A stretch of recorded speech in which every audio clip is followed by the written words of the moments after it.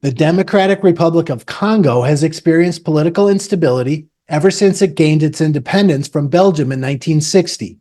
Congolese citizens had endured brutal repression under Belgium as it exploited the country for its minerals, rubber, and ivory, setting the stage for today's conflicts. The assassination of DRC's first democratically elected prime minister, Patrice Lamumba, in 1961 was an early blow to its democratic aspirations. The Belgian government played a covert role in his assassination. They saw him as a threat because he wanted national control over Congo's resources. From the vacuum rose Mobutu Sese Seko, who ruled the country, which he renamed Zaire, with an iron fist from 1965 through 1997. His corrupt and authoritarian regime, which was supported by the West due to his anti-communist stance, was characterized by widespread human rights abuses and left the country impoverished despite its vast natural resources.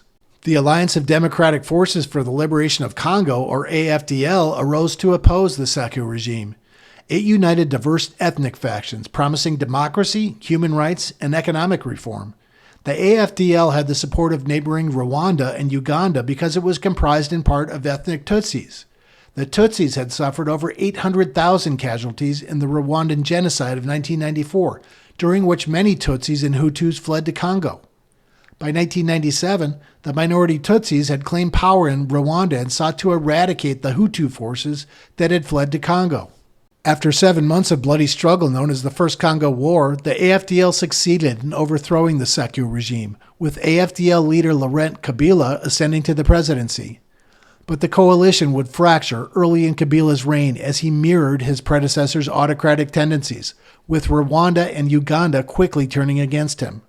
The promised democratic reforms never materialized. The ethnic violence continued under Kabila with the onset of the Second Congo War, also known as the African World War, which involved multiple African nations and resulted in millions of deaths between 1998 and 2003.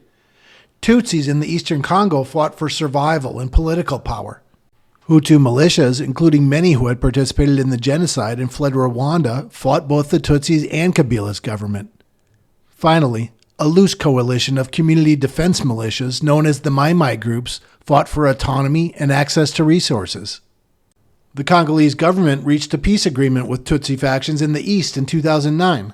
In the agreement, Tutsi fighters were to be incorporated into the Congolese Army, but the Tutsi claimed the agreement was never implemented. This led the group M23, named after the March 23rd date of the agreement, to rebel against the government.